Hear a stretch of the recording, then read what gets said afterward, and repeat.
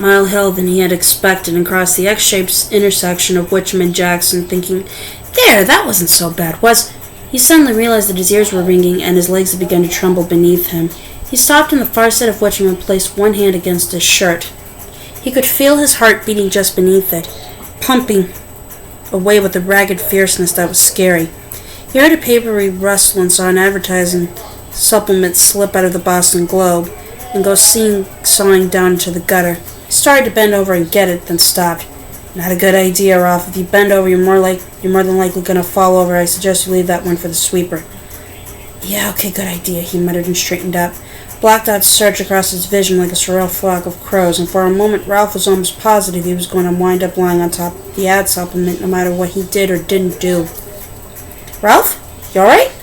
He looked up cautiously and saw Lois Chest, who lived on the other side of Harris Avenue and a half a block down from the house he shared with Bill. She was sitting on one of the benches just outside Stratford Park, probably waiting for the Canal Street bus to come along and take her downtown. "Sure, fine," he said, and made his legs move. He felt as if he were walking through syrup, but he thought he got over to the bench without looking too bad. He could not, however, suppress a grateful little gasp as he sat down next to her. Lois had large dark eyes, the kind that had been called Spanish eyes when Ralph was a kid, and he bet they had danced through the minds of dozens of boys during Lois's high school years. They were still her best feature, but Ralph didn't much care for the worry he saw in them now. It was... what? A little too neighborly for comfort was the first thought to occur to him, but he wasn't sure it was the right thought. "What?" Lois echoed. "You betcha." He took his handkerchief from his back pocket, checked to make sure it was clean, and then wiped his brow with it. "I hope you don't mind me saying it, Ralph, but you don't look fine." Ralph did mind her saying it, but didn't know how to say so. "You're pale, you're sweating, and you're a litter bug." Ralph looked at her startled. "Something fell out of your paper. It was an ad circular." "Did it? You know perfectly well it did." "Excuse me a second." She got up, crossed the sidewalk, bent. Ralph noticed that, while her hips were fairly broad, her legs were still admirably trimmed for a woman who had to be 68 and picked up the circular. She came back to the bench with it and sat down. "There," she said. "Now you're not a litter bug anymore." He smiled in spite of himself. "Thank you. Don't mention I can use the Maxwell House coupon, also the hamburger helper and the Diet Coke. I've gotten so fat since Mr. Chast died." "You're not fat, Lois." "Thank you, Ralph. You're a perfect gentleman. But let's not change the subject. You had a dizzy spell, didn't you? In fact, you almost passed out." "I was just catching my breath," he said stiffly, and turned to watch a bunch of kids playing scrap baseball just inside the park. They were going at it hard, laughing and grab-assing around. Ralph envied the efficiency of their air conditioning systems. "Catching your breath, were you?" "Yes, just catching your breath." "Lois, you're starting to sound like a broken record." "Well, the broken record's going to tell you something, okay? You're nuts trying up Mile Hill in this heat. If you want to walk, why not go out the extension where it's flat like you used to?" "Because it makes me think of Carolyn," he said, not liking the stiff, almost rude way that sounded, but unable to help it. "Oh, shit," she said. "Sorry, it's okay." "No, it's not. I should have known better. But the way you look just now, that ain't okay either. You're not 20 anymore, Ralph, not even 40.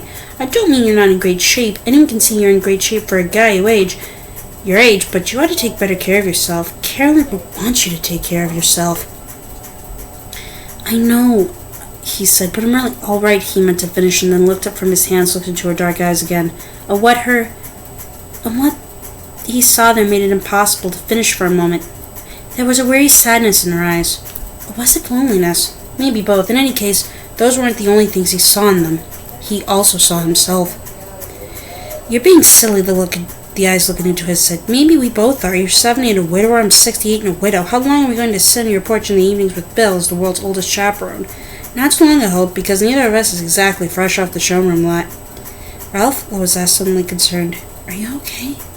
"Yes," he said, looking down at his hands again. "Yeah, sure. You had a look on your face like... I don't know."